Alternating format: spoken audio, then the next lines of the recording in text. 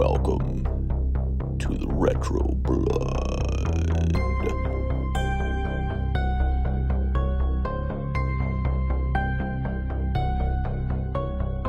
Welcome back, everybody, to the Retro Blood. As we continue this month of sorceress, of witchcraft, of evil spirits taking over your soul, your body, your mind, turning you into what they want you to be, turning you into a deadly spirit that walk this realm for the entirety of your life. Because the Retro Blood's talking all about its first ever 1980s slash, I guess, kind of 1990s witchcraft movie. All right? The evil spirits and demons conquering your souls. If y'all like, well, up next. If y'all like sequels that don't do as well as you would imagine. If y'all like 1990s acting, like a soap opera, where everybody has very nice face and chins. All right? Yeah, that's true. There was a lot of nice chins in this. If you like a hot blonde named Paige, saying, Susan, oh, Susan, are you there? Oh my God, Susan, are you there? I can't believe this is happening to me. If y'all like that dialogue in your movies, if y'all like cheap effects, and if y'all like a story that is kind of not even, I guess I kind of got it and I kind of didn't. If you like some evil demon named Susan that will come back for revenge because she was fucking around with some ugly caretaker guy, then this is the story for you. Because the Retro Blood is talking all about Witchboard 2. The Devil's Doorway. Yeah. J.K. Kline, J.H. Alison. How was your Los Angeles stay? You're an artist kind of, Alison, you know what I mean? You'd have a little loft. I would have a loft. You know, out there getting little art pieces going. Get a little haunted by little spirits out there. You know what I mean? Yeah, the only thing I have to say to start off is rifle cape. Say what now? A rifle cape. Oh yeah, rifle cape. Yeah. That was great. That was a great line there. I'm kind of at a loss at this one. So this will either be a really good show or a show with a lot of silence. I'm not sure which. Yeah, we'll see. We'll make it fun. I actually enjoyed this way more than you might expect. I don't know. I'm not saying it's good. I'm just saying I enjoyed watching it. All right, so since we have, there's a couple things. All right, so since we have opened the doors to the realm of the 1990s, you know what I mean? We could see like the differences in some of the. So there's a couple things. So the 90s to me is like sequel hell. Like there's so many sequels to so much great horror films in the 80s. Some of them are really good. Some of them are like this. We're like, why was this made? Because they wanted a sequel and the studio wanted to pay for it, basically. You know what I mean? Right, exactly. Yeah. But they didn't want to actually pay for it. They wanted to make a horror movie and get a budget and like kind of get a profit off of it. Because, during this time, horror movies are still, profitable. I would say horror movies they're not like, was it as profitable as the 80s? But, we have in the 90s, we're still doing theatrical releases. We're still doing, the home video market is very strong in the 90s for horror films. For sure. They even started to have more horror films on TV around this particular time as well, too, especially when you go in the later of the 90s. That's actually where I discovered big franchise horror movies for the first time, was from watching horror movie marathons in 1998. I remember doing that. So yeah, there's just a lot going on in the 90s where like they're pumping out a lot of sequels. And like I said, some of them hit, some of them misses. And you can kind of tell like what they were like trying to do and structure it. To me, this one was okay. So obviously we talked about this last week. I'm a huge fan of the director of this film, Kevin Tinley. because he did obviously where I'm repping today. He did one of my favorite horror films, almost of all time. It's in my top 5 at least is Night of the Demons. All right, I love that show. You guys can listen to it. We did a review about it about 2 years ago, audio only. Sorry. All right, and that one was, to me, that's like the perfect like Halloween party horror film. You know what I mean? You can play that in the background. You can watch it. You have fun. Well, also too, you know, he's done some other stuff. Like Witchboard was kind of like his first baby. You know what I mean? So obviously with him bringing it back, he wanted to get some more, you know, money. You know what I mean? Like the studio wanted to bring it back stuff. This one to me, it just didn't have like the luster of the first one. This one to me was a little bit more lazier. All right, like I don't know, it just wasn't really hitting on like the fun factor. The main girl's dialogue was something. I'll say that. The two guys fighting over her, I thought it was kind of lame, to be honest with you. Like I like the drama in the first movie way better than I like the drama in this one. The special effects on this one are okay, and like, you know, it's just like the payoff was like, really? Okay. It's like a ghost coming back for revenge, but want to do more revenge or something like that. I don't know. It wasn't my thing. But yes. So I agree with you, and I don't. Yeah. Well, no, I do. I fully agree with what you're saying, but I feel like he did a good job with what he had. Yeah. Like I feel like Kevin Tenney didn't want to make this movie necessarily. I'm not saying he didn't want to make it, but I'm saying that this was not his vision. Like it's not his, like, you know, he was like, hey, I want to make a sequel to Witchboard. I feel like a film company came to him and said, hey, we'll give you this much money to make a sequel to Witchboard. So he came up with a story for it. Yeah. And I think that he did a decent job if that's the case. But this is nowhere near as good as the first one. No, definitely. But at least we have lore for a while. The ghosts misspell things. Yeah, that's true. And they brought back the true saying. Yeah, Wedja. Yeah, it's a Wedja board, brother. Say it right. Back. But I mean, like, I can't imagine that this at least the first movie could be decently scary. I suppose. Like, there's nothing scary about this. At all. And the only way I could imagine this movie being scary is if you had like PTSD from like a spelling bee from your childhood or something. Yeah. You know what I mean? With, you know, trying to like misspell words. But like the only thing I could think of is like that would be the only reason this would be even remotely scary. But it was entertaining to watch. Yeah. It was entertaining to watch. And and when I watched it, I enjoyed it mostly because I just wanted to see what would happen next. I feel you on that one. So enjoyment factor, you know, it did go to that category where it had like jump scares. You know, we're getting to that, you know, that side of horror movies. Yeah. Getting into this part of the 90s here. I thought the jump scares were kind of lame. I did like the special effects when it comes to like the Saw chasing down the landlord guy. That was kind of cool. And then when the hand came out and grabbed her from her dream. You know what I mean? Yeah, that was cool. The Saw thing, though, like, it's one of those things where it's so obvious how they did it. Yeah.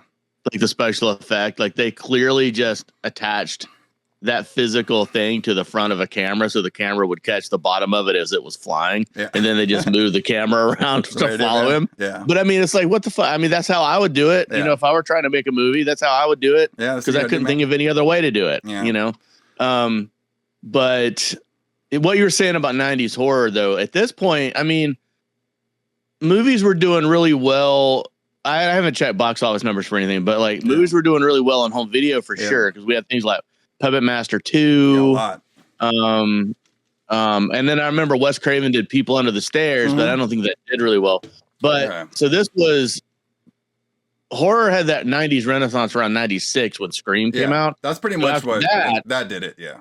Yeah, after that, it would just jump back into like mainstream again. Wow. But like right now, it's still kind of underground because like horror movies now are, you know, Freddy's Dead, the last Final Nightmare, whatever it is, like that. There's a couple ones out there. Yeah. But yeah, there was a lot of like really good like lower budget horror movies at the time. There's a movie called Popcorn. If you've never seen, is really good. It came out in the early 90s.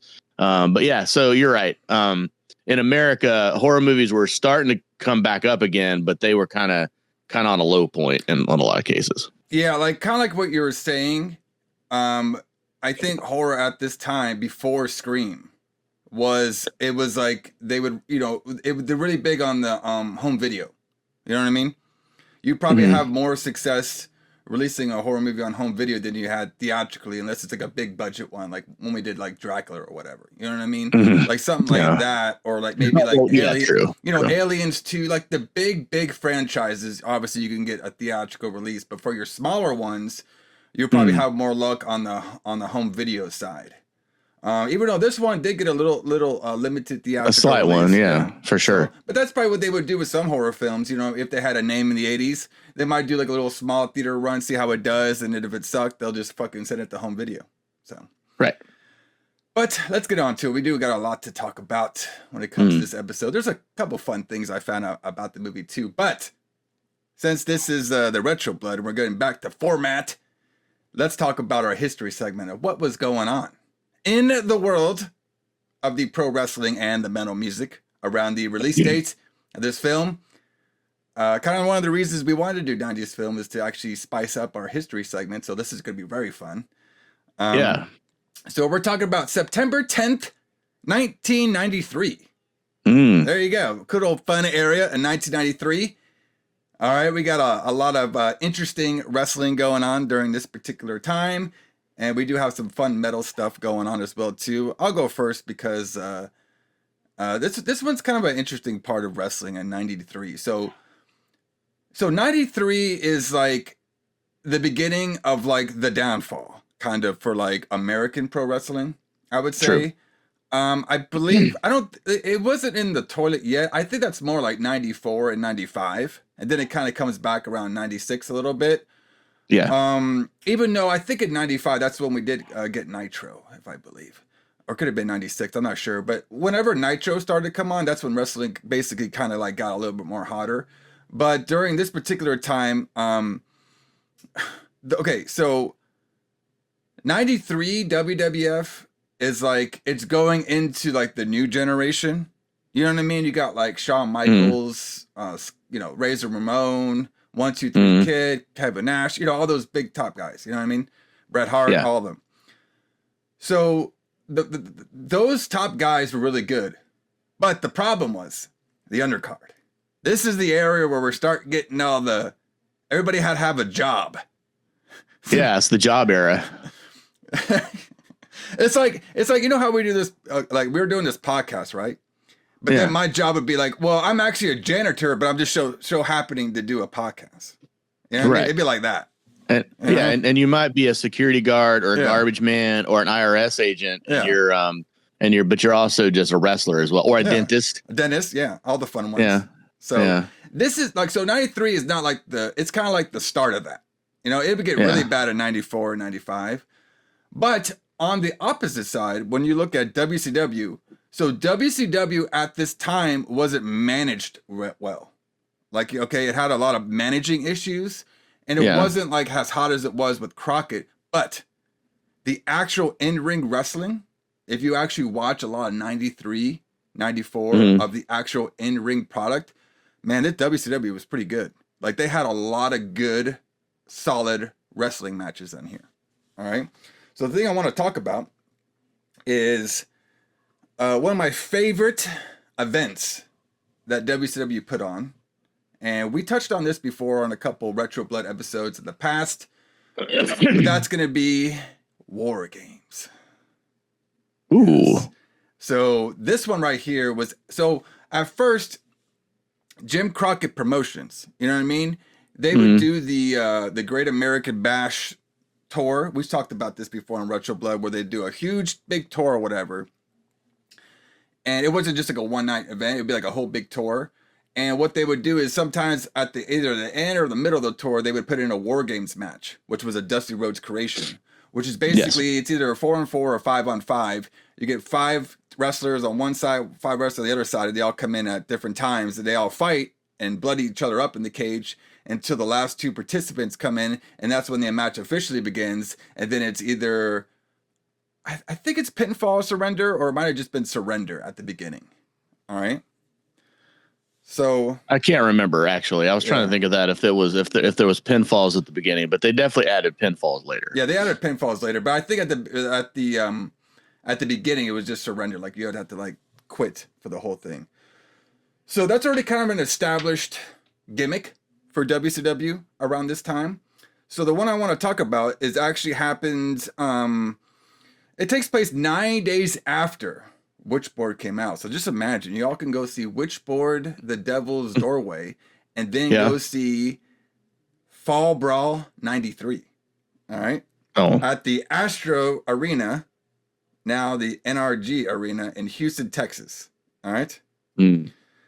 So, and this is when we have a pretty good card here. I just want to talk about some of the matches on here. Let me get it over here. So this one was headlined by a pretty good War Games match. Let me get my stuff over here. All right, so the main draw for this show was a huge War Games match. We had Team Sting, Davey Boy Smith, Dusty Rhodes, and Allison's favorite wrestler, the Shockmaster. I actually do love the Shockmaster, not because of his Shockmaster gimmick, but he was also Tugboat and Typhoon. Yes, the big old Tugboat. And I love that guy. And I love that guy. Wasn't he? Isn't he also like related to Dusty Rhodes too? Like it's like they're like a cousins or something. I think so. Maybe I'm not sure about that. So that's possible. So they go ahead. And I'll get into the Shockmaster here in a second, but they were facing Sid Vicious, one of my favorite wrestlers of all time. Sid Vicious, Big Van Vader, another one of my favorites of all time. Harlem Heat, all right, who were known as Cole and Kang at this time, not Booker T, not Booker T and CB Ray. That comes later. Cole and Kang, I always loved that. And they were and Harley Race. I mean, what a team! That's a great team. All right. So the gimmick of this was basically they were feuding stuff. Sting, Davey Boy Smith, Dusty Rhodes were feuding. All right, with Sid Vicious and Big Van Vader for a little while.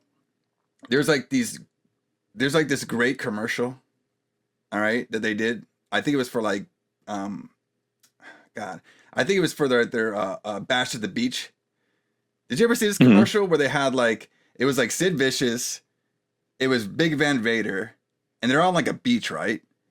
And it looks like they're like ripping off Baywatch, because like they plan to blow up the boat that Sting was on and shit. Did you ever see that commercial? No, I haven't seen this. Oh my god, bro, you gotta watch that shit. It's so hilarious. You got these right now. I'm just trying to get the thought of Big Van Vader on the beach out of my mind. It's like I'll think about that forever now. Jack dudes on the beach, and they're trying to blow up this boat. Oh my god, you have to watch it. It's hilarious. Well, the idea of Big Van Vader as jacked is a little bit of a stretch. Hey, he's a big dude, and he's a great wrestler. Right, yeah, but I don't know if I'd call him jacked. But anyway, yeah. So basically, the build up to this was Ric Flair at the time. He returned to WCW from his little pretty good amount of stint in WWF. So he left around like early 92 or middle 92, and he was around here around 93. But he had this talk show. It was called A Flair for the Gold. All right? Kind of like how nowadays we have like, the Miz has his own talk show, Bailey has one, Chris Jericho's highlight reels, kind of like those. But the Flair's was a little different because he actually had like a real like talk show like background. He just didn't do it in the ring. You know what I mean? Like he did it like in this like little studio. And the big thing was they were announcing teams for this War Games event, and it was supposed to be revealed like Sting and Davey Boy's team has like this new megastar that's gonna come in and take over and destroy Big Van Vader and Sid and Harlem Heat. He's gonna break them all down because we have the one and only, we have the Shockmaster. And then the Shockmaster, we did this explosion, and then Shockmaster, what does he do? He breaks through the wall and he falls on his ass. Yeah, so like this is funny in some ways, but it's also infuriating in other ways because this is the only thing that he was remembered for years. For years. And years. For years. It's been replayed, everything. Yeah, it's been replayed. And like, so basically he breaks through the wall like the Kool-Aid Man. And then, but then he trips over like the part where, because he's wearing this huge mask and he can't see. Well, he's wearing a stormtrooper helmet that was painted in glitter. That's true. It's a stormtrooper helmet. Yeah. And he can't see and he trips over and his helmet falls off. And then everybody breaks character and laughs. But I mean, I would too. I just can't believe they didn't reshoot this because this wasn't live. Or was it? I think it might have been live. Okay, maybe it was because if it was live, because I wish I'd known we were going to talk about this because I have a Shockmaster action figure that I could have brought out here. Yeah. Like well, that's what we do on Roach. We just show up and talk. You know what I mean? Yeah. We don't pre-plan shit, brother. What do you think it's not like we have. It's not like we have a plan. Yeah, we just talk. I don't got no script. All right. No, I mean that's how this show started. We would just show up somewhere and start talking about shit like this, and we thought the whole world would want to hear this. Exactly. So like, a lot of people do. Anyway. So my favorite part of this, him falling on his ass, like it's very faint, but you can hear Davey Boy Smith in the background. He's like, he fell on his arse. Yeah. It's just. Oh God, it's hilarious. It is hilarious. If you haven't seen it, you gotta watch it. I mean, you can find clips about it everywhere, but it is one of the best bloopers of all time, I would say. So yeah, it's one of those things. It's you can't believe it actually happened unless you see it. So, but they were trying to build him as like some big mega guy coming out, and then afterwards, there's no way to do it. So he was still in the War Games, but he was kind of like more like a friendly character after this. So he was like a big goofball after the Shockmaster came on. So. But yeah, like, I just want to bring up that mostly. The rest of the event was pretty fun. Like, we actually had a WCW International World Championship heavyweight match. Actually, a really good one, too, between Rick Rude and Ric Flair. This is when they had the WCW International belt, which was the old NWA belt. At this time, the WCW wasn't, affiliated with the NWA anymore. Because they had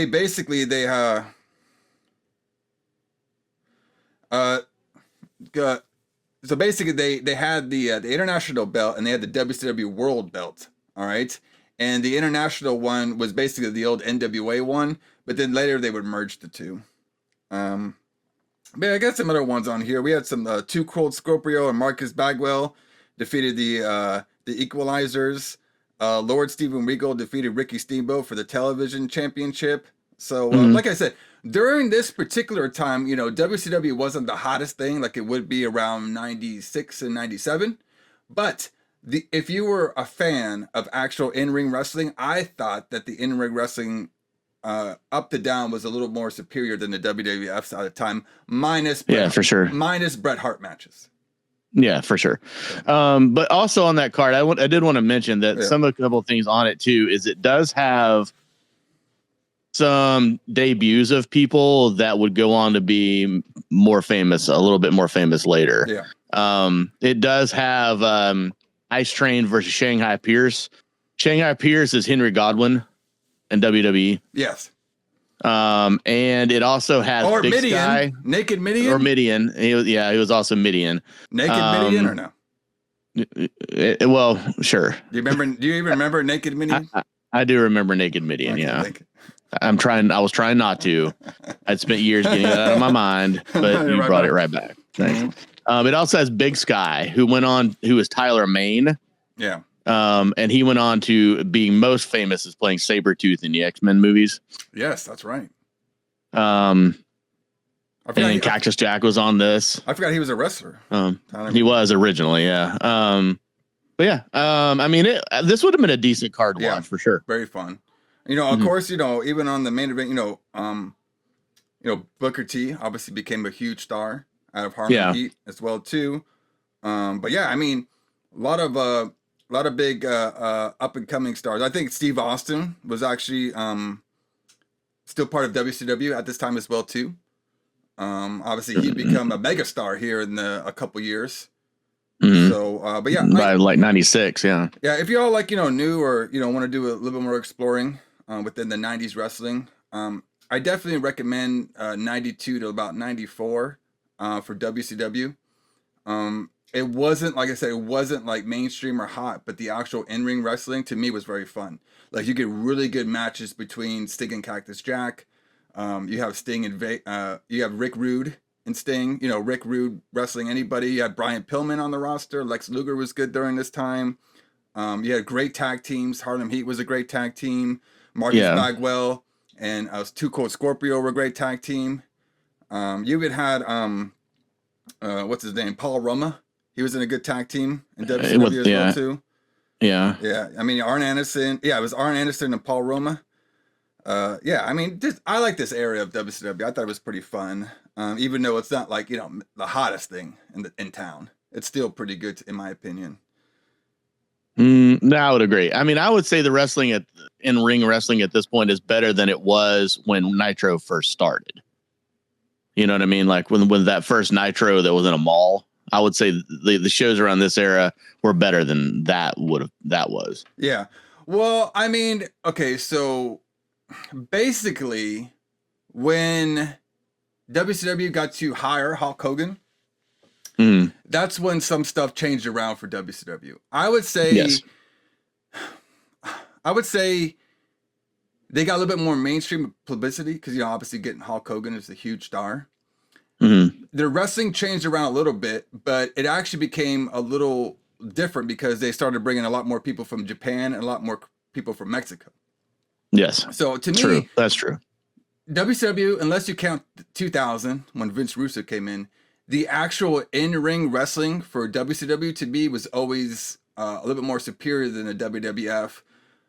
Minus some of the main cards, you know what I mean? Because, you know, WCW. Okay, yeah. Because the mid cards were really good. You know, if you watch a lot of those Nitros and stuff like that, they had really hot openers of the cruiserweights. They had really good wrestlers like Chris Jericho, Dean Malenko, Perry Saturn, Chris Benoit, you know, all those guys. Just the undercard of WWF was never like that. They always kind of focused on more storylines and more characters and more, you know, big time matches. And to be honest with you, nothing has really changed. I mean, if you look at WWE and AEW is far superior in-ring wrestling than WWF, minus some of the big stars. And they have, you know, WWF does have, it's better than it used to be on their mid-carders. Yeah. All right. But still, if you compare the two, I'm pretty sure you can find a lot more enjoyable wrestling matches than you can. You know what I mean? That's true. That is a really weird and interesting parallel. Like AEW is a lot like WCW from the 90s. Yeah, a little bit. Yeah. Yeah, in that the undercard is always good, and then your main event big star matches aren't as good. The only thing that the biggest difference between an AEW and a WCW is an AEW doesn't have a mega star. Like they didn't bring in a mega star from the competition to kind of be like their main person, you know, because they tried, it just hasn't worked. Well, kind of. Now, I mean, the only person they could have brought in, all right, is if AEW would have got John Cena, and they would have had a run with him, because I mean, WCW got Hulk Hogan. You know, Hulk Hogan was like the man. He was true. He was a world renowned star. You know what I mean? Like who's like that in wrestling nowadays? You know, John Cena would be like your guy.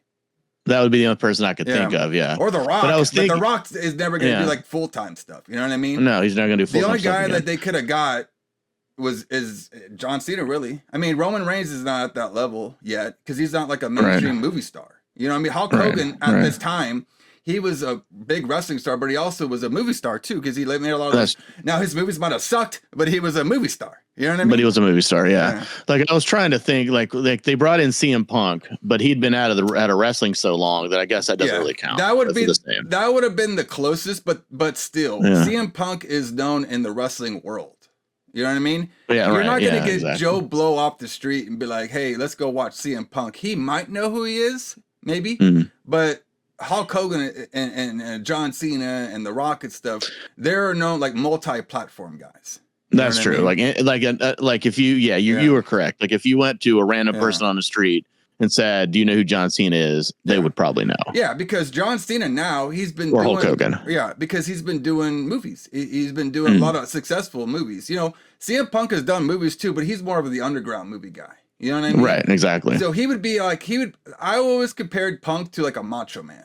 You know what I mean? Where Macho Man is known through a lot of people, but he's not at that tippy top movie star double platform era yet. You know what I mean? True. But let's move this along. We could talk about 90s. I could talk about 90s wrestling literally for like 10 hours, brother. I know so much about it. But let's get on to it, brother. Let's get on. We got some Witchboard madness to be talking about. We got some Susan demons to be talking about. But Alison, I know you got something fun for metal, a band that we both seen multiple times that I believe they're retiring this year. They are. Yeah. They've been on their farewell tour for a while now. So they're the Terry this Funk. Is it. They're the Terry Funk. they're the Terry Funk of metal. All right. Yeah, they're the Terry Funk of metal. Like, this is it, though. Yeah, like, that's it. You know. We swear. Yeah. So, so this is September of 1993. Like, it was actually kind of hard to pick something to talk about because there's just so much that came out this month. And I just kind of wanted to run through that a little bit for just a second and then talk about the album. But like September of 1993 had Nirvana's In Utero, Souls of Mischief's 93 Till Infinity, Melvin's Houdini, The Counting Crows' first album, Cynic's Focus, Swerve Driver, Mescal Head, Bad Religion's Recipe for Hate. There was so many good records, and that's just some of them. Dead Can Dance released Into the Labyrinth that month. Yeah. But the album that I wanted to talk about came out September the 2nd, so about a week or so before this movie came out. Sepultura released Chaos A.D., which is like, I would say is like their first mainstream album. Yeah, the first big one. Yeah, so this album, also in my opinion, is like the last really good Sepultura album. Like, they kind of went into this, like, they kind of started in going away from thrash metal, which I prefer, into this like groove metal, which was becoming popular around this time. Yeah. You know, like bands like Pantera would start to get big, and like, you know, Sepultura was kind of not copying that, but kind of going into that realm of what that was. But this is still has a little bit of a thrash edge to it. This was not their major label debut. Actually, it probably was. It was probably their major label debut because I think the last album was on Roadrunner. But this would be like the album that would break them big in America. They were starting to get on big tours. They were still playing small places, but they were opening for big bands. But this album has like their classics on it. It has Reviews Resist. It has Territory. Biotech is Godzilla. This whole album is just a classic. Yeah. After this, they would release one more album with Max Cavalera, the singer and songwriter, which was called Roots, and then they would break up. Yeah. So like Sepultura was kind of poised to become this huge band, because especially the way they were going with that groove metal sound, they would have been huge, I think. Like, cause that was about to be like the biggest thing in the world. And then it would go into new metal a little bit later, but they were kind of evolving into the sound that would have been huge, but then Max left the band, and then they just kind of dropped for a little bit and then had to come back up. As you had mentioned before, they are still together doing their final tour, but the singer and the drummer are not in the band. But the bass player and the guitar player are, and I still think they're good. It's just not the same, which is fine. You know, it can't be the same with different people. But their music that they're making now is good. It's just different. It's just not particularly to my taste, but they are a good band still. But this album was like, I mean, it was going to be huge. I mean, it got to like in the top 50 and on the Billboard chart. So it sold, you know, they were going to be huge. And then this next album kind of killed them. But yeah, I mean, and I know you're familiar with Sepultura, but do you have any like particular memories of this album at all? This would have been like kind of from your childhood a little bit, almost. So around 93, I didn't really know what metal was. Yeah. I probably didn't start getting into metal until about 98, I would say. 99. No, that sounds about right. A little bit like that. And most of my metal was like Nine Inch Nails and like Marilyn Manson at first. Like Fear Factory, you know what I mean? Like those kind of guys. Yeah. It wasn't until I met my good friend when I moved to Dallas where I actually started to get into like thrash. So thrash. That makes sense. Thrash to me was probably around 2001 or 2. You know what I mean? And I remember going to the record store with him. Shout out to Matt Shope. I did a podcast with him before. We went to. I remember we went to Virgin Records. Remember that place? Used to be a good place, man. Yeah, I mean, we never had one around. We never had one around here, but Virgin Records was amazing. Like amazing, bro. They had 2 of them. They had a big one in Grapevine Mills Mall a long time ago, and they had one in Vista Ridge Mall in Dallas. So I remember going in there, and he's like, "You ever heard of Slayer?" I was like, "No." So we got like all these Slayer albums to listen to, and the next one was Sepultura. So like it was like Slayer and Sepultura. So I got to see those are my 2 like starting off like bands, and I was like, "Oh shit." So I saw Sepultura like one time, but I also saw the counterpart Soulfly. I saw them a little bit more, I would say. Yeah. But yeah, I like it. They're not like my like mega style, but I do like a lot of their stuff. I think they're pretty fun band. But I think I agree with you. I like the older stuff, like kind of like more like their thrashier sound. They kind of like their newer groove ones on there.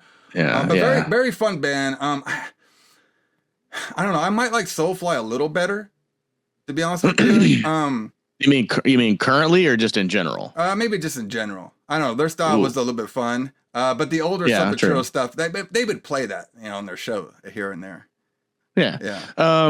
Soulfly, like I didn't like them when they first came out because you could tell that Max was like, "Oh, this new metal thing is big right now, and like and I like this, so let's do that." And I hated that at first.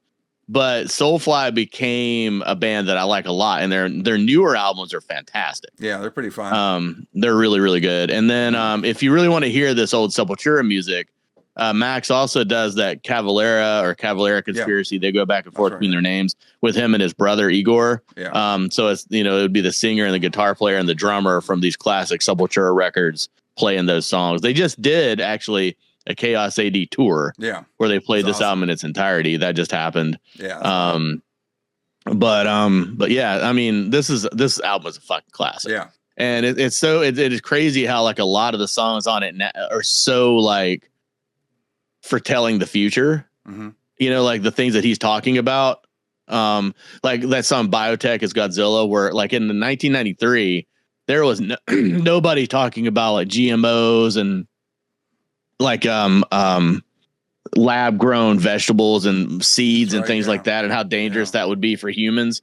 But this guy from Brazil is like saying, this is going to be shit. Like this is going to fuck us up and it's going to destroy the world like Godzilla. Well, it didn't destroy the world, but there's now, 10, 20 years later, people were actually talking about how maybe we shouldn't ingest stuff like this. And, and we should actually have seeds grown and plants grown in the ground and things like that. But anyway, this is a great album, and I don't want to talk. I could talk about this album all day, but we don't have time for that. So I just wanted to mention this. Yeah, this was a crazy month, a crazy year for music. Like there was shit, 2 or 3 records coming out every week. It's crazy that I would have wanted to buy. But yeah, it's. I kind of miss that. You know what I mean? Like yeah. Like now, I mean, it's like what nowadays. You hear about a record or whatever coming out, but it's not the same, man. You just grab it off your phone or whatever. Like I remember waiting in line to grab a CD before. You know what I mean? Like I remember like sometimes when these Tool CDs would come out, that shit you would have to get there early to go grab that shit before it sells out. You know what I mean? Yeah. It's crazy to think that we had to do that. That we had to go and line up before a store opened to buy something before it sold out. Yeah. And it's like, I don't know, man, something about that. Like that's why I always still like the physical media. That's why we like to talk about it. The ownership of something, it feels a lot better than just renting it out. You know what I mean? Yep. So that's why, like, even nowadays, I'll still like I don't know if I could do your hobby of collecting records because, man, that is an expensive hobby. Well, it is. It's a very expensive hobby, and I've kind of moved away from it somewhat. Like, I've actually got into collecting CDs again. Yeah. CDs like, I buy things on CDs. I buy things on CD now more than I buy records because it's just so, you're right, it's too expensive. Yeah. I mean, records are like $40 or $50 now, and it's just fucking insane. Yeah, it's a cool collection, and I like it a lot, and I like the sound of it. I like everything about it. But man, you're right. Like I go into some of these record stores sometimes. I look in there. I'm like, this album's $50. Holy shit. Yeah. You know what I mean? It's just tough, bro. So yeah. I haven't really bought records in a while, to be honest with you, because records are just too fucking expensive now. Yeah, but it is a fun hobby though. But it's fun. Like that's why I can like. I can't like get into it because I know once I start buying one, I want to collect more. But then like it'll be like one of those things where I'll just have so much where I can't even listen to them all. So I'll just be like, right. tough. And then when you decide you want to listen to them, and then you find out that a good turntable is $500 and a good turntable. You gotta get good speakers. And that's just one. Yeah. Go down the list, bro. It's like, and you can't buy good speakers, honestly, to listen to records on. I mean, if you're going to buy good speakers, you're spending $500 per speaker, and then you got to buy a receiver for it. So, you're looking at $2,000 or $3,000 for a system to play it on. Maybe what I'll do is I'll go to my local witch store. Yes. And I'll ask them for a Ouija board. Yeah. Then they'll yell at me saying it's on whatever the fuck they said it was. And then I'll ask my spirit, hey, should I invest into audio and vinyl collection and see what they say? Well, hopefully it spells the words right. Yeah, probably won't. So but let's get into it. Let's get into who booked this shit, brother. Who booked this shit? Oh my God. So obviously, our boy Kevin, which I'm a huge fan of. He's so right now his career is like not that well going. You know what I mean? So basically, he made a couple hits out of the later 80s and 90s. Okay. Then he would do a couple of these kind of films. Like I think he does Witchboard 2. I don't think they let him do Witchboard 3, and I'll talk about that why in a second. Let me see if he did it though. Hold on. Kind of. So Witchboard 3, he kind of did the screenplay, but they wouldn't have him direct it, and I'll talk about that why here in a second. But it's weird though, because I always liked his directing style. I do like his writing style too. I think he has some pretty fun ideas. Like I think a lot of his horror movies are kind of fun, but to be honest with you, he doesn't really do that too much in the 90s. And the only thing I remember him coming back for is when he did the remake of Night of the Demons in 2009, which is actually a very fun movie. I want to do it one day for the lights out. But basically, about this film, obviously it was directed, written by Kevin Tenley. All right. We had producers Jeff Joffrey and Walter Johnston on this one as well too. This one right here was starring one Ami Dolenz. Did I say it right? Dolenz. Yeah. So she is Mickey Dolenz's daughter. Yes. Who was in the Monkees. Yes, in the Monkees, brother. And he apparently thought his daughter could be an actress. Yes. So this is the result we get. I mean, she wasn't that bad. She wasn't that good. Susan, are you there, Susan? Oh my God.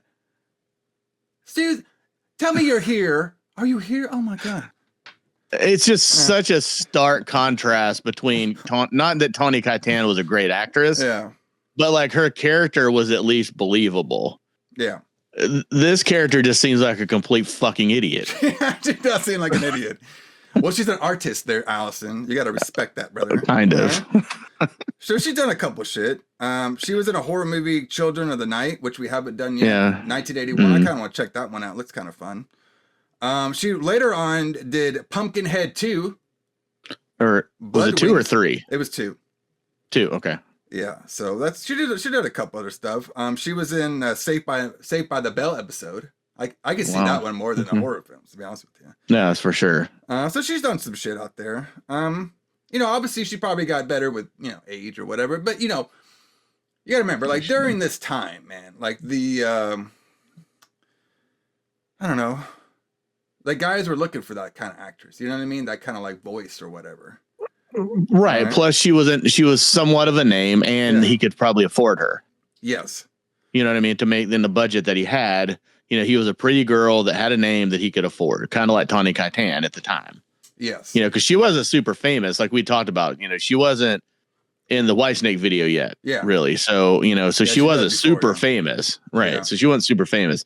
So, I mean, I'm sure he tried to do the same thing again. It's like, I'm going to get this pretty girl who's kind of up and coming, and I can afford her, and then maybe she'll be a megastar later. Yeah. She wasn't, but maybe she would be. Well, she did a couple little things, but nothing too recognizable, I guess. Unless maybe somebody's out there like a huge fan of hers, so like you fucking. Well, I'm sure there is, and I'm sure there is, and there's somebody that's going to tell us how great she is and how she was, the greatest actress of her generation, and I welcome that. I can't wait to hear this. So we have so here's a couple notes I thought it was pretty interesting. So Ami had a non-nudity clause in her contract. All right? Yeah. However, it says the Republic Pictures foreign sales department decided after she was cast that nudity was crucial for international sales, brother. They're damn right it is. So, yeah, the Europeans, they need to see some tits and ass, brother. Okay, what are you doing over here, Kevin?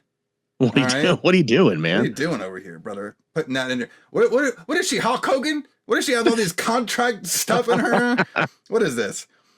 All right, so they pressured director Kevin to talk to Ami into waiving the clause.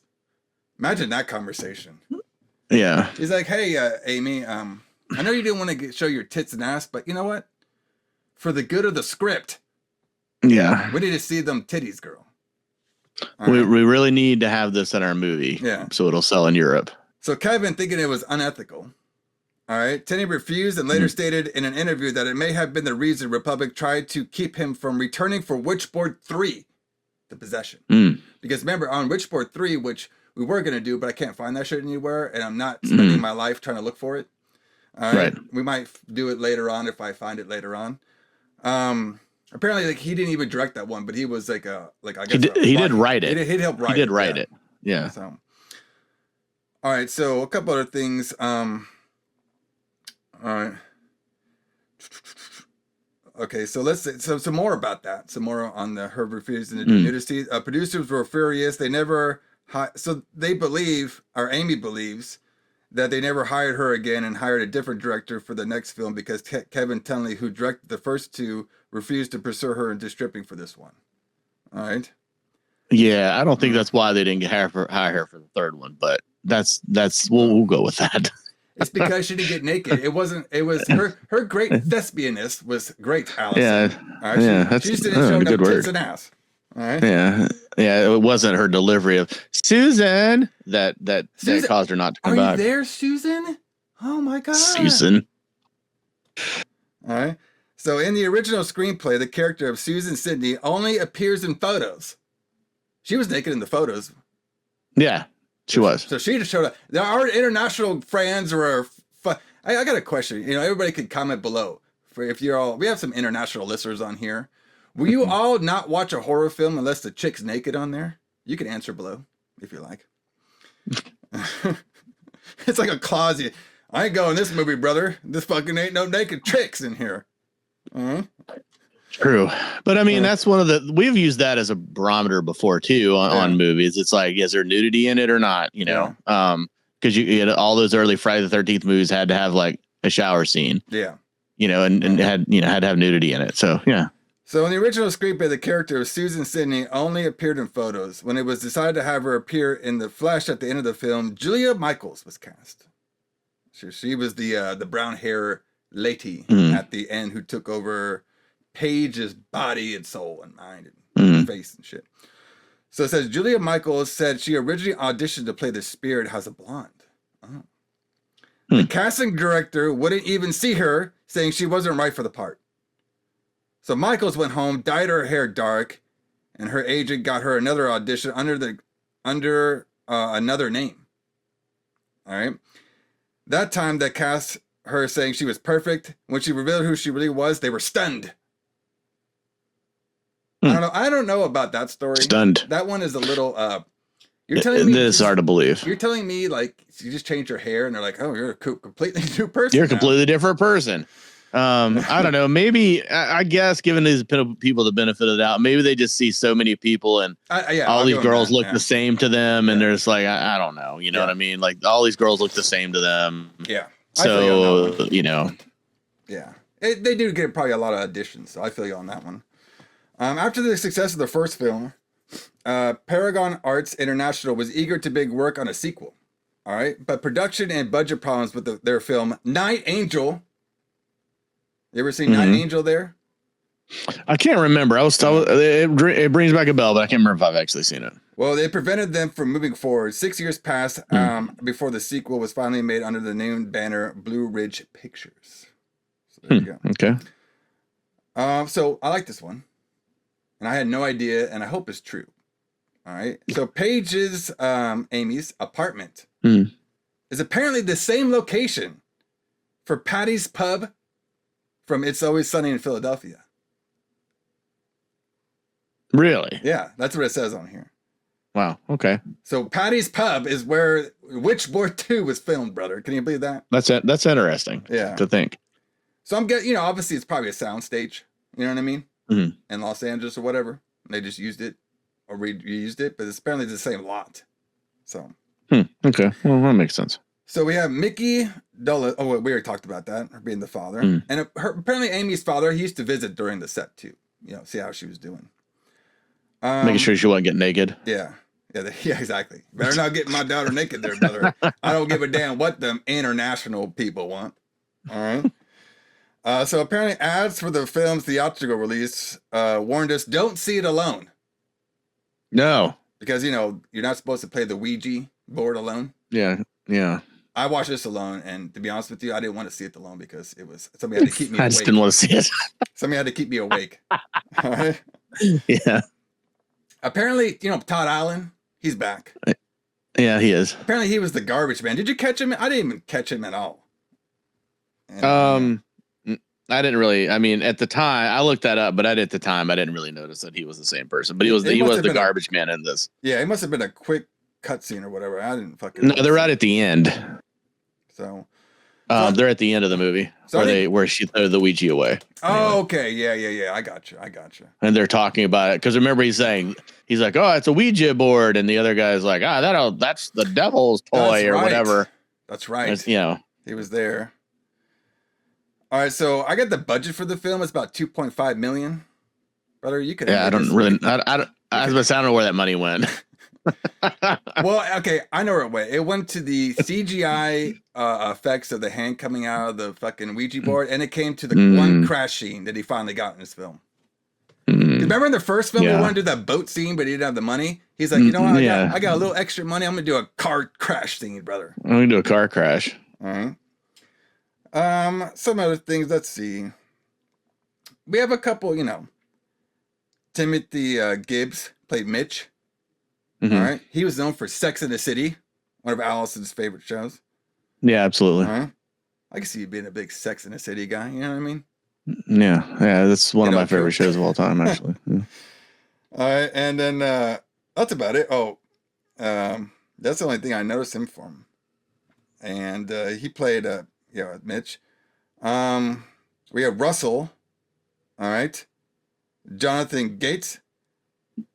He was apparently he won an Academy Award for Best Original Screenplay. The drama film Flight, 2012. Okay. He was in Kong Skull Island, and he was on that new Power Rangers that came out in 2017. So there you go. Yeah, so he's done some stuff recently. He's done some shit out there. So, but yeah, I mean, like I said, go ahead. I did want to say Lorraine Newman was an original member of Saturday Night Live when it first started. Yes. Yeah, she was on there. She was the crazy hippie mom. Yeah, the crazy hippie mom. Yeah, who was I guess the secret killer. We'll see. But let's talk about it. Let's talk about it, everybody. Let's talk about Witchboard 2, The Devil's Doorway. Ooh, scary. Don't watch it alone or you'll be fucked. Or you'll fall asleep. Yeah, that too. Some secrets should never be learned. Some borders should never be crossed. Some games should never be played. Witchboard 2, in a place of unholy refuge. You're obsessed with that Ouija board. Where a game has evil powers. What's happening to you, Paige? I just got tired of A mystery has forbidden secrets. And one soul Could you find out how she died? has taken another. Discover the horror of Witchboard 2. No door will hide you.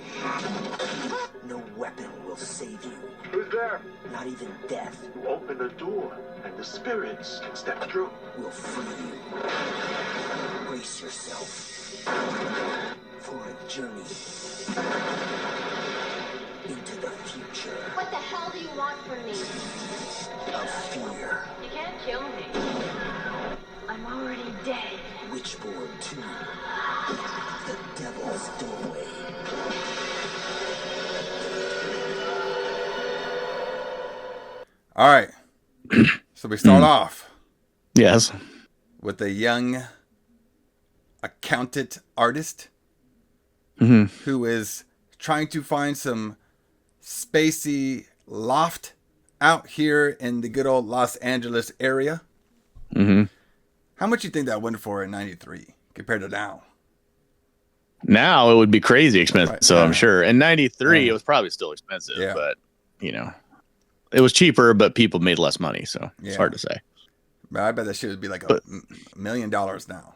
All right. Some Oh crazy yeah, shit. but she's an accountant though, so she's making a decent amount of money, right? Yeah. I guess. Even though, did she even work? I mean, she went to her work like twice, and then the rest of the time, Yeah, she yeah. was just not there She at never all. really.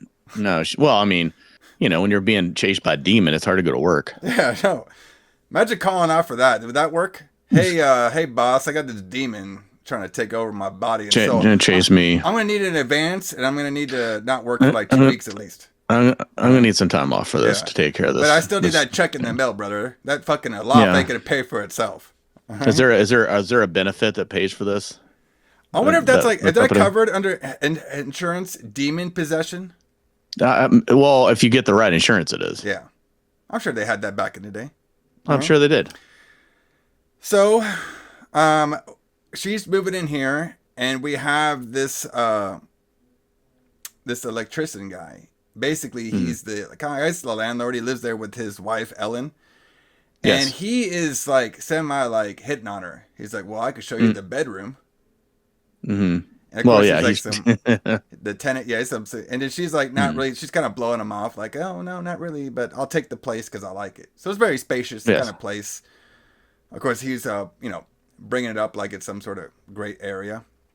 Yeah. And this like at first, like I didn't think nothing of this, but this actually kind of comes up later of his flirtation, the landlord guys. And when I heard this line, I was like, really? Like, is that how we're writing this in there? All right, but yeah, he's trying to like lightly flirt with her. She's not flirting with him basically at all, but she will take the place. And then he says, "Well, I'm married, and my wife could be a little eccentric." All right. You don't say. Yes. So then while she's here, this is when we kind of see scenes of there's a Ouija board in here. Don't call me Ouija board. It's in here. No, it's Ouija. apparently. Ouija. Ouija. Yeah. Ouija board in there. Don't call me Ouija. That's patent. That's All right. definitely wrong. All right. So this is when she's going through the apartment. Then now we meet her boyfriend, Mitch, Mitch who's a police officer. is a cop. Yeah. All right. And he's angry because Paige moved out of their house without him telling her. And you could tell that Mitch, he's kind of one of them controlling dudes. He's like, well, you didn't tell me. You didn't tell me you were that passionate about your art. All right. Yeah. That, You know what I mean? she would move out of the house. They moved out of the house to do it. You know what I mean? Like, you should have told me. So they're going back and forth. And this is when they meet the other younger dude. All right, which was let me see what his name was. I bet his name is Russell, right? Yes, Russell. Yeah, Russell. So they're kind of Paige and Mitch are going back and forth to each other, but then Russell comes in. All right, and he kind of like, hey, what's going on over here? I heard some screaming, yelling, and stuff, and then Mitch is like, "Do you got any business? Because you're all up in my business." And I was like, you know what? That's a pretty good line. Ooh, But he's sick being- burn. I like that. And he's like, well, Russell's like, do I need to call the cops? And Mitch is like, I am the cops. Ooh, also a good line. There you go. So we're establishing now that Mitch is the asshole boyfriend. Russell's the new boy toy that's going to be coming in here and trying to hit on Sue. It's basically a daytime soap opera right now Yes. with the film. We got Paige, the hot blonde, who's ditzy. We got the asshole cop guy, and then we got the nice tenant boyfriend, creepy guy, Russell. Because Russell's all like, my favorite line with Russell is like, "You got a great face. You want me to take some pictures of you?" Yeah. I wonder if that So works. the thing about it, it does. Trust me, I guarantee you that. I mean, I don't know from personal experience, Yeah. obviously, but I guarantee you that shit works. Yeah. But the thing though is like, so Russell comes across as like, I'm the guy who wants you to follow your dreams. Yeah. You know, like he's like the good guy in the Yeah, the good show guy, yeah. or the movie. Yeah. And then he's like, I want to take pictures of you, and then you should take your clothes off. Yeah. You know what I mean? So I don't know, like maybe maybe we're looking at it in 2026 eyes, but Yeah. Russell is the studio. You know, He's the studio of this film. Hey, what if I take very elegant pictures of you? Will you take off your clothes then? exactly. Yeah, he's the studio. He's the studio stand-in. Exactly. All right. So eventually, Paige, she finds the Ouija board in her closet. Ouija board. What? I'm just gonna say Ouija. Ouija. Fuck you guys. And your fucking Just say Ouija. Yeah. Y'all want to fight about it? All right. Let's go. Maybe Parker Brothers will sue us, and we'll get famous. Oh, that'd be awesome. That would be awesome. So while playing, so now she's playing with the board, and boy, here's her acting. Oh God. She begins to receive messages from an entity known as Susan. She's like, "Who are you, Susan? Why are you here?" She says, Susan basically says she's an artist. She's like, "Oh, you're an artist like me?" Oh. Yeah. All right. So now, Did she actually create any art in this entire movie? yes, she did that. Remember, she did that picture of Susan. Oh yeah, Yeah, she yeah. did the picture of Susan. Yeah. Yes. Okay. Yeah. So- see why she's not made it. So Anyway. basically, what we're doing now is, so she's asking the board some questions, and the Susan entity tells her that she will do a promotion at work that she's working at right now. So at work, basically, Susan is kind of like, and she's like she's an accountant, but she's an up and comer. She wants to be, I guess, part of like the development department or something like that. But there's a girl at work blocking all of her work there. And it's kind of like the first movie.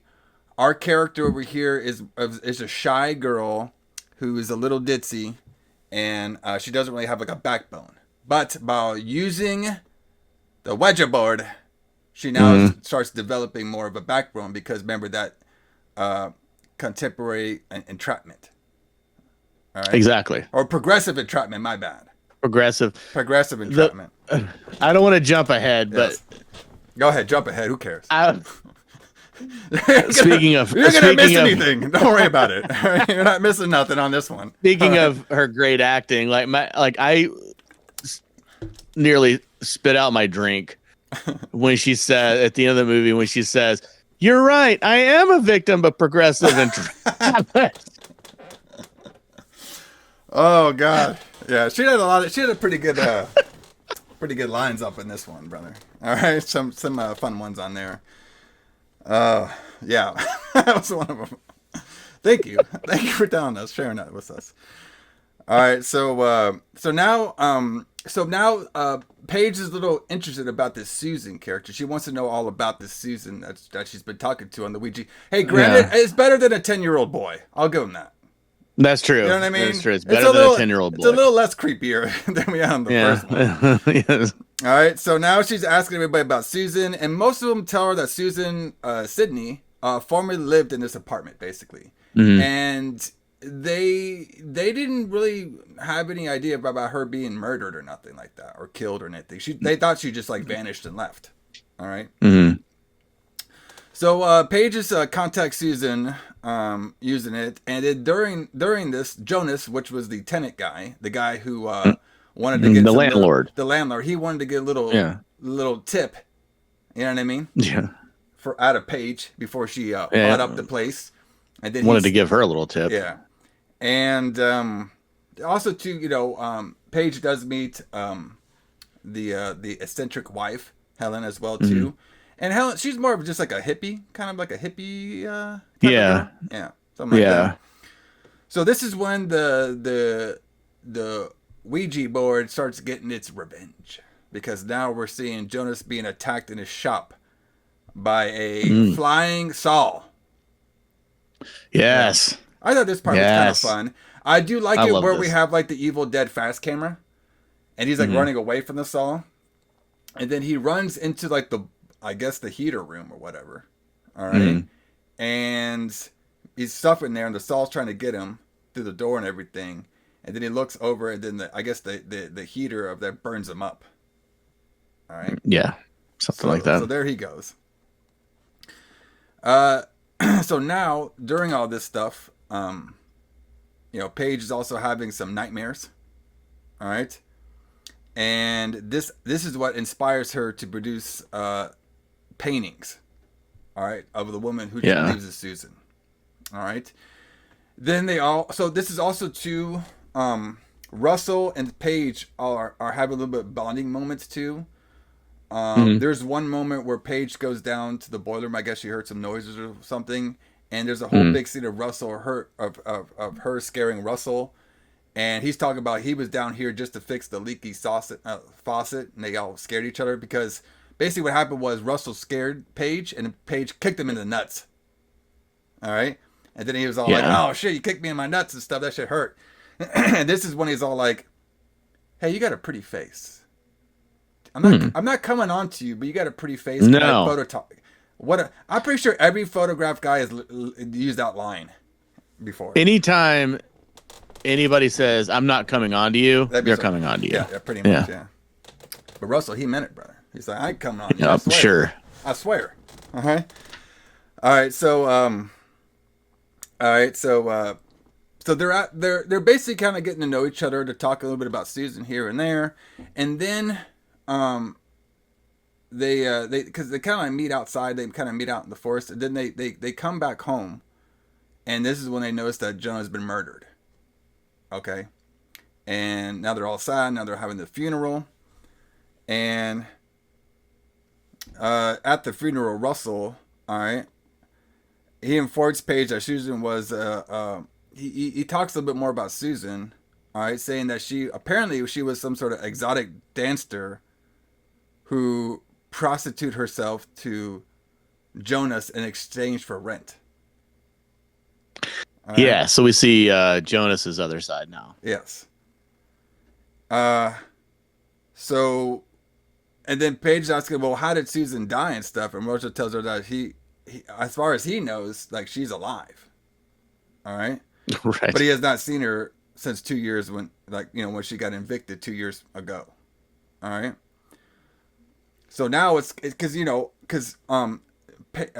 Susan on the Ouija board say that she was murdered. Okay.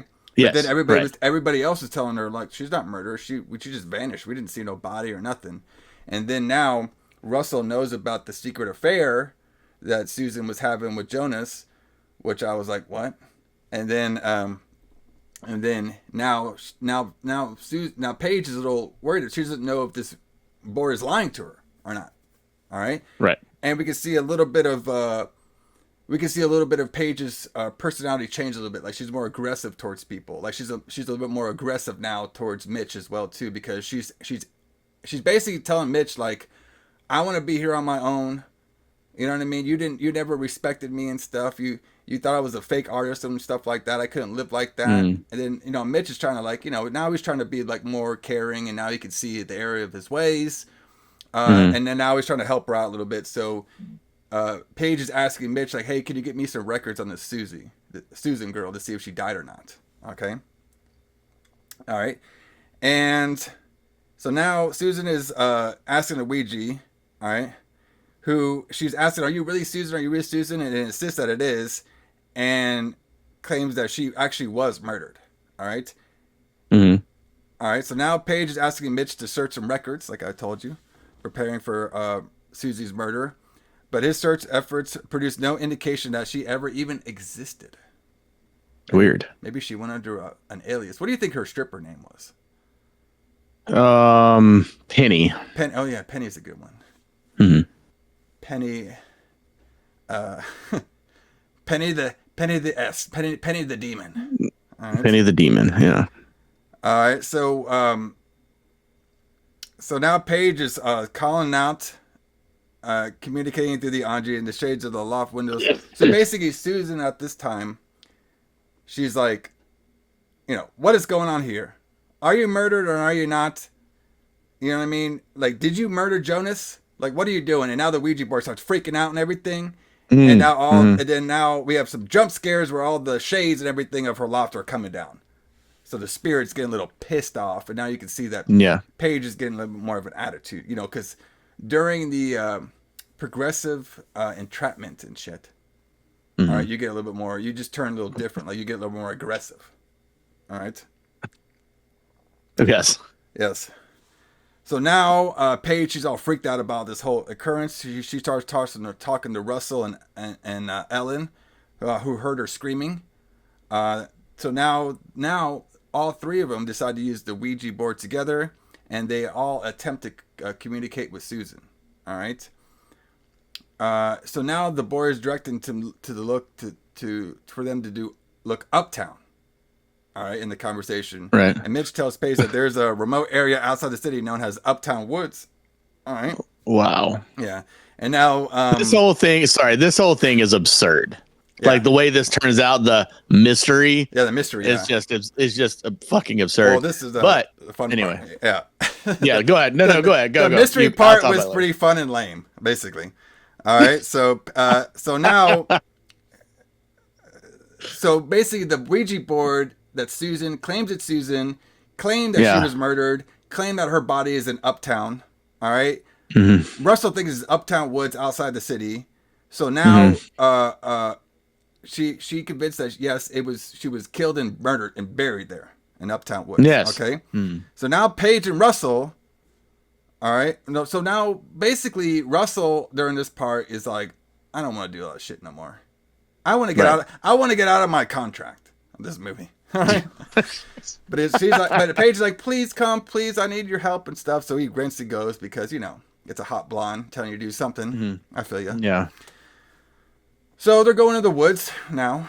And you can see that I did like it where like, so Paige was all like doing half of this in like a skirt.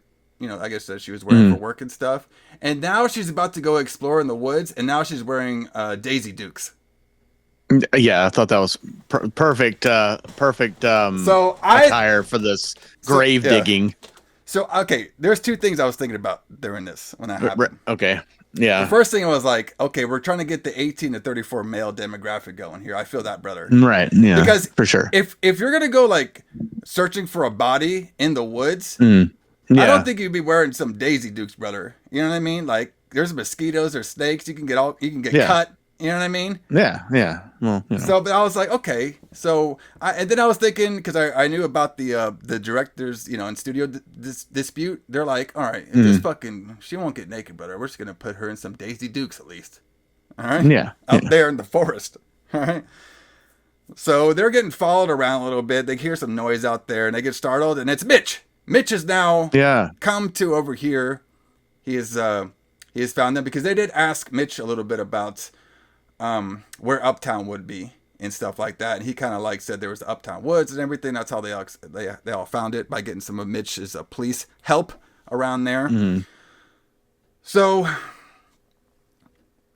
now Mitch is all talking about like, you know, there's something chasing him out there. Mitch finds a squirrel. He kills a squirrel. He brings it to him, saying, "There's nobody following you out here. Like, what are y'all doing out here?" And then he's all like, "Paige, why are you wearing that?" Which I thought that line was funny. And the question that we're all asking. Yeah, and then now Mitch and Russell are getting into it because they both want a boner. You know what I mean? Right. And eventually Mitch's like, "Okay, you got to choose. You're gonna go with him or me." And then Paige is like, "I'll call you later, Russell." And I kind of felt bad for Russell because like he didn't want to do any of this shit. He didn't want to go out here ghost chasing. He didn't want to do all this stuff.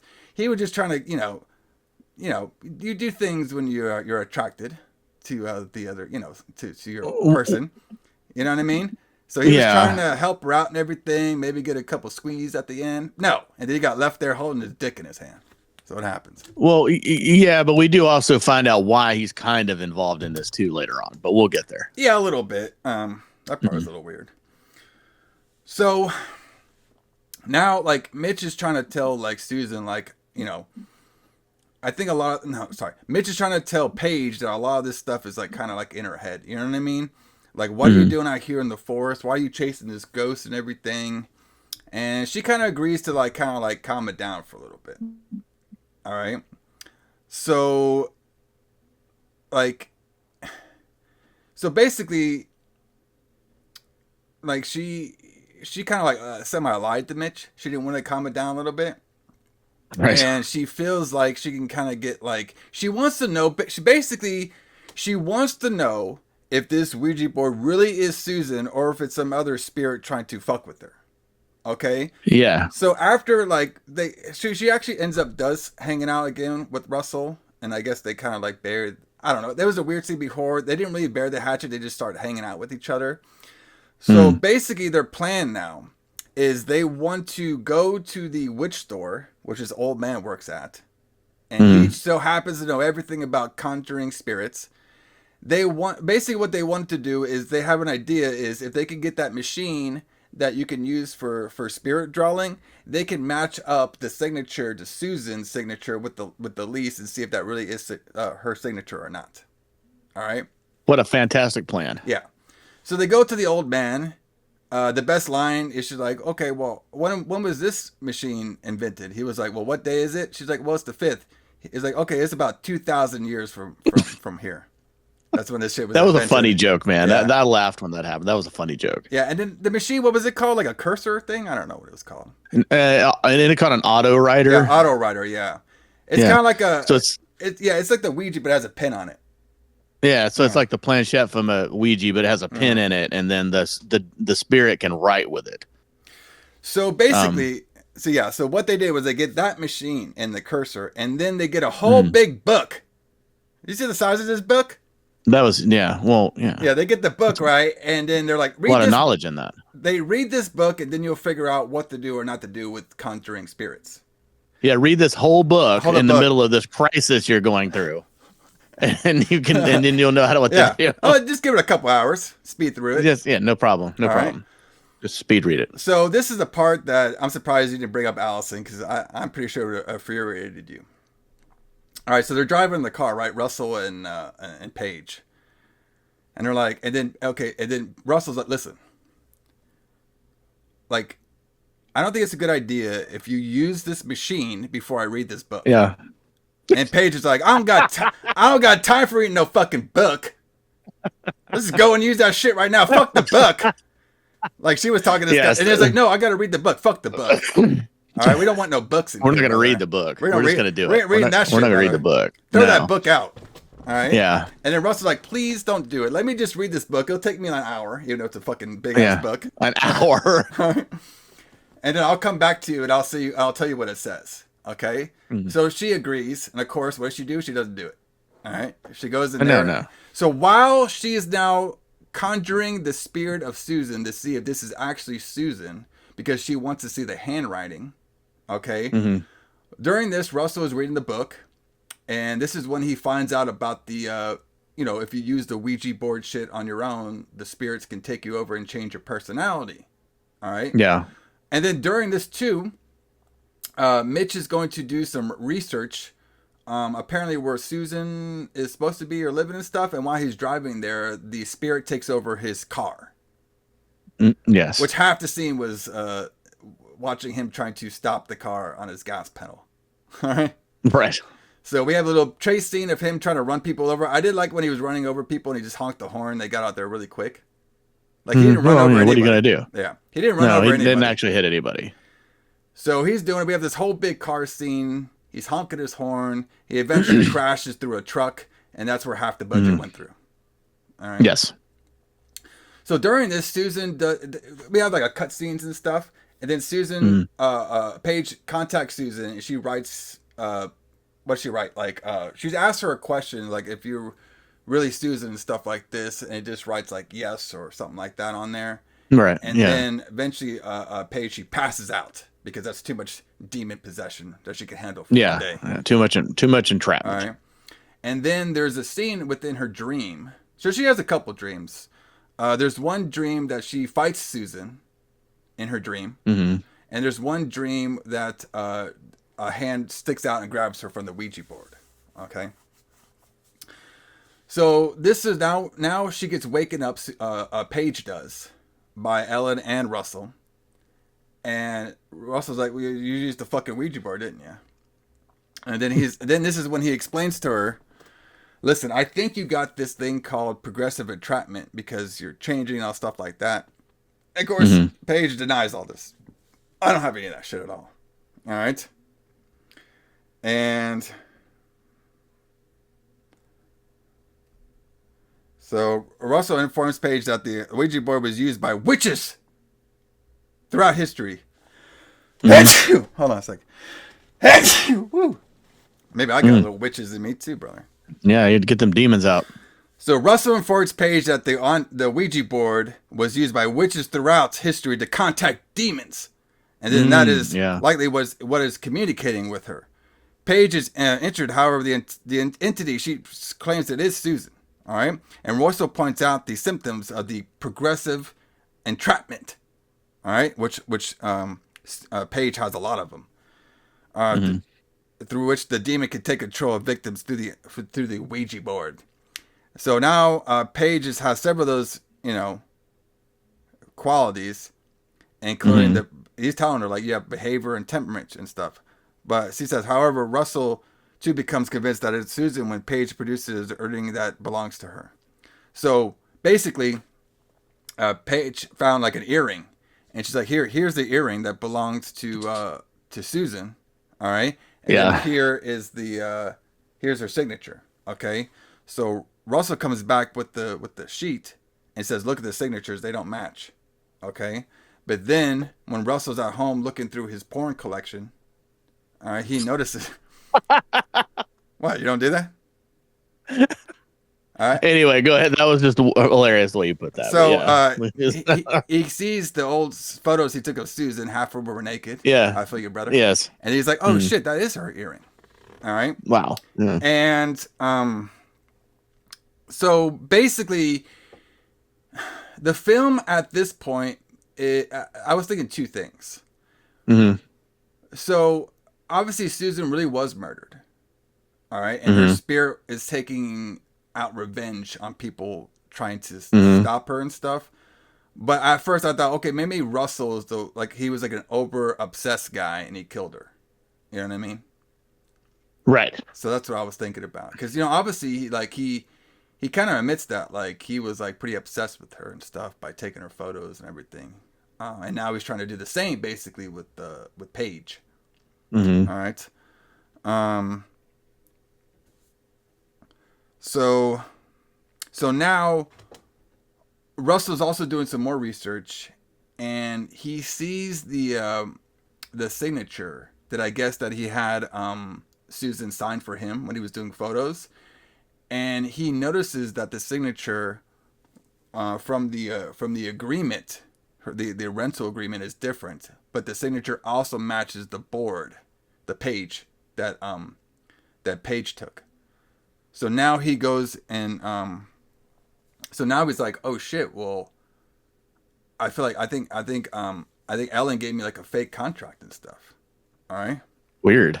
So he goes to confront Ellen a little bit about it, and she's kind of like blowing it off a little bit, saying, I don't know what happened to her and stuff.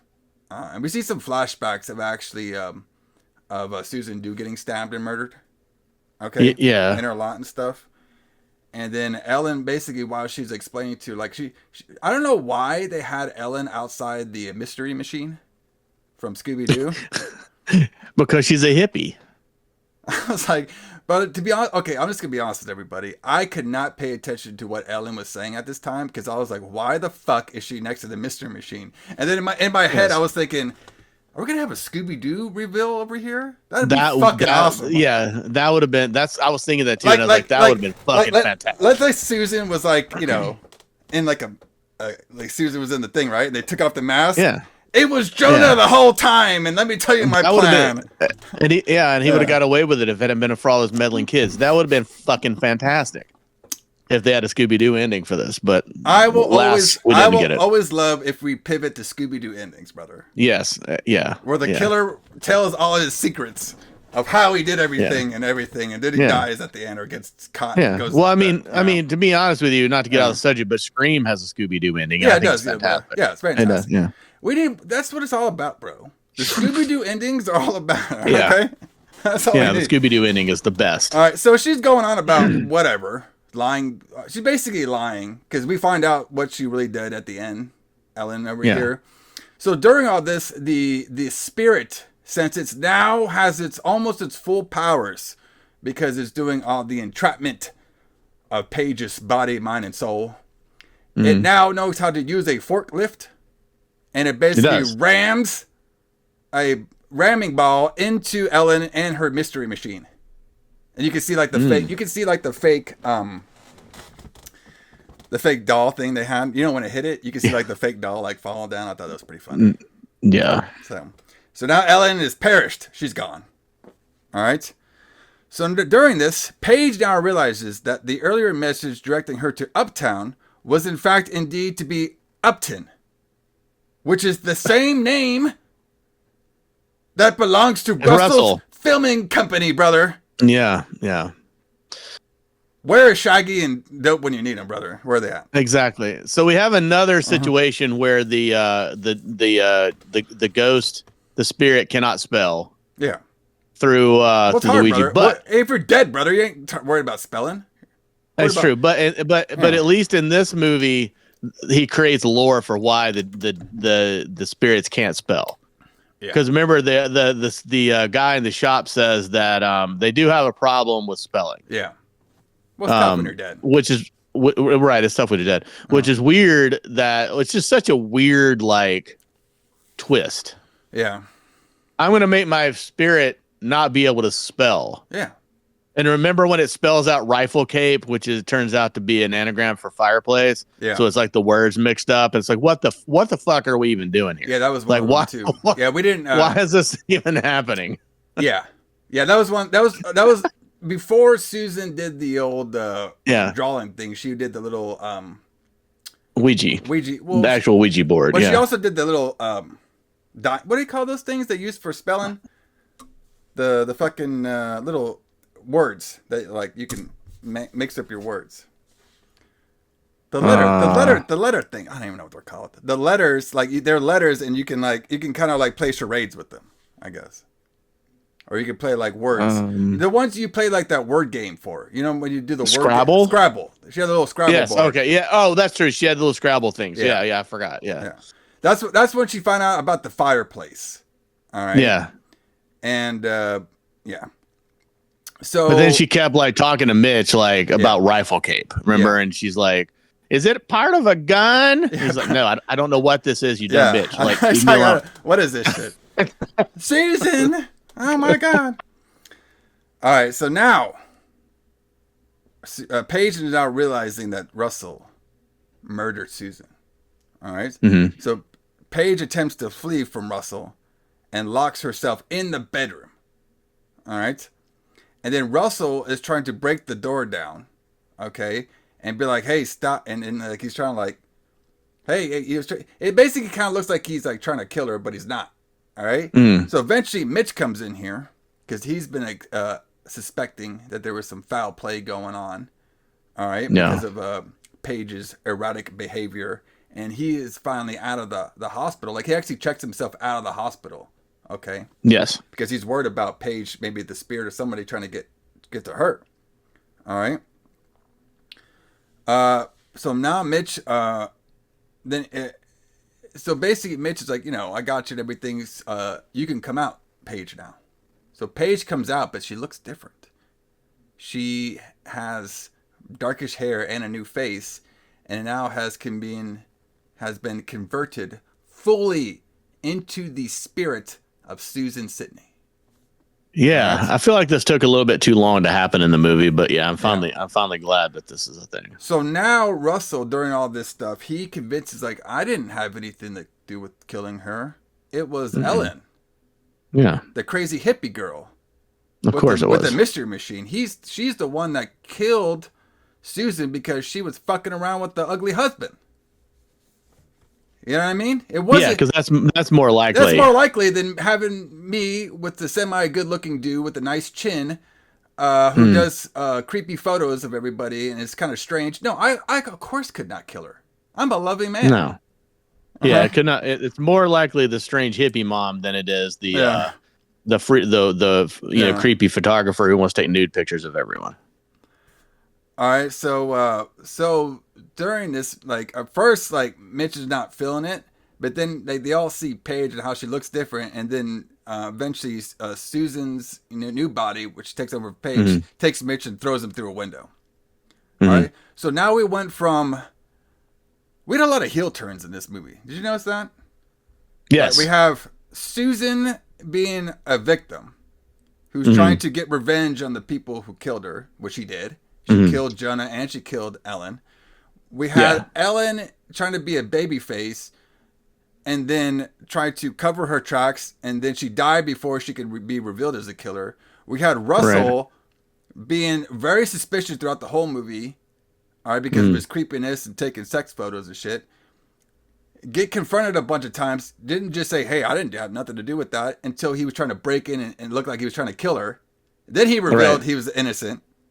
And then now Susan, who was the one who got murdered in the first place, is the heel because she has now turned herself into Paige and taken over her body and soul. Now she's trying to kill more people that didn't have nothing to do with her murder.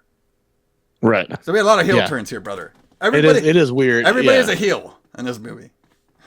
Basically, yes. Except for really Mitch. Yeah, but he was a heel at the beginning because he was the asshole heel from the abusive. Beginning, right? He was an asshole. Right, and then is anybody likable in this story? No, there's no one likable in this entire movie. And then because you think that actually there's nobody. I mean, I guess Elaine was likable from the beginning in a way. Yeah, but she turned out to be a heel because she was the killer. But she turned out to be a heel, and then Mitch had his face turn at the end because he turned out to be a good guy, I guess. Yeah. But it's like one of those things where it's like, when he wrote this to me, it just seemed like he's like, okay, here's my characters. Yeah. And he's like, everybody that's going to be a good guy, I'm going to make them look bad at the beginning. And everybody that I want to be a bad guy is going to look good at the beginning, kind of. Yeah. You know what I mean? That's kind of what it looked like to me, what he was. It's just simple. I guess the only baby face was Paige. But boy, was she annoying. Yes. That's the problem. All right. So eventually, when the Susan demon throws Mitch to the window, Mitch does grab on, it's like a fire escape, so he's hanging on for dear life. Yeah. All right, so now Susan, as her new form, I do like the stuff Susan says to Russell.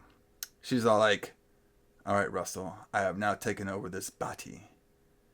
Do you want to know what it feels like to fuck a ghost? And Russell's like, not really.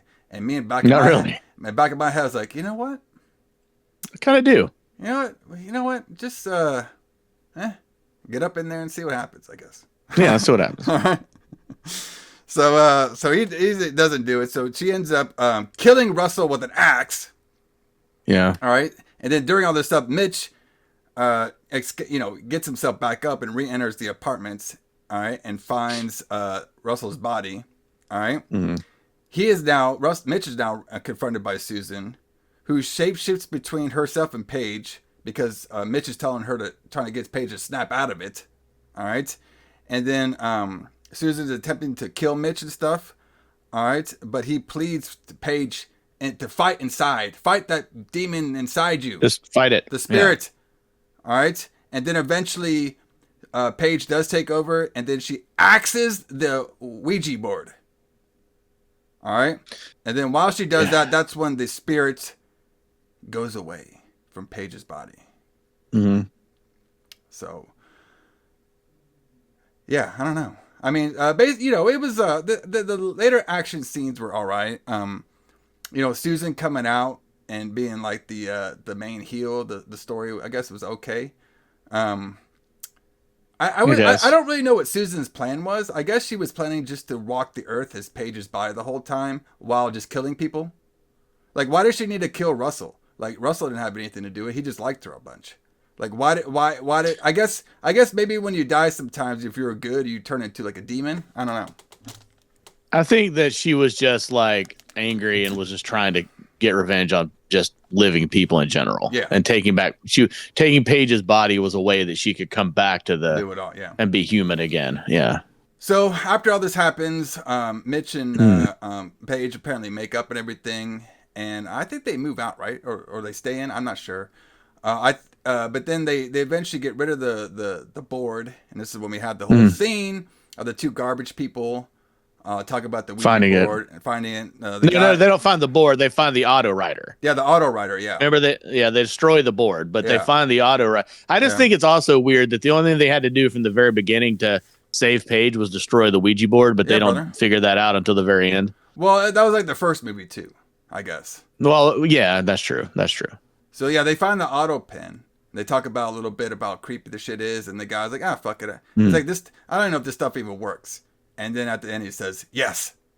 It writes yes in the garbage. Yes. And then we go to number 3, which we won't be doing next week. We're not doing. Yeah.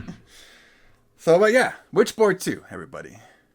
It was all right. It was all right. Yeah. I don't think it would be in my rotation, but it's there. You know what I mean? It's a movie that happened. Yeah. If you're trying to go down the movie list, I would definitely watch the first one, and then the second one. If you want to watch it, go ahead. But you're not really like, man, there's no new breaking ground. You know how sometimes you get sequels, you get more lore. You didn't really get that. Yeah, much there's not a lot of this. more lore except for why they misspell things. Yeah, but that's about I it. mean, I like the first one quite a bit. I mean, I thought that was an enjoyable movie. Yeah, I thought it was good too. Yeah. To watch. If I had went to the video store and rented this and watched it, I would have enjoyed that. This one I'd have been like, Yeah. not as good as the first one. Yeah. But it happens sometimes with sequels, so. Yeah, a lot of times. But everybody, thanks for joining us here on the Retro Blood as we continue Evil Spirit Month. All right, fun little month here. And we're getting out of the Witchboard spirits, and we're going to be going into the Necromancer. I haven't seen this one, so this is going to be either. good. It's on Prime, everybody. So that's where you can watch it on. I haven't seen it either. It looks kind of interesting. So we'll see how it goes. So we'll be doing that next week. Then we got about 2 more to go on here? Yep. Yeah, we got. It's a long month. Yeah, so we got Necromancer. We got Secret Passions. Ooh. There you go. I wonder if that's gonna be as good as The Devil's Honey. There you go. Nothing is going to be as good as The Devil's Honey. Bro, That was if fantastic. y'all want to go to check out that one. That was a good review. Yeah, that was a good review. Watch that movie and then listen to the show in our archives about that. That was great. And then we got The Slayer. Probably gonna end us the month here. Yeah. So that's a big fun one. It's going to be a good month. Yeah, there's a we'll probably have to do Evil Spirit Month again because there's a lot of evil spirit movies out there. There are.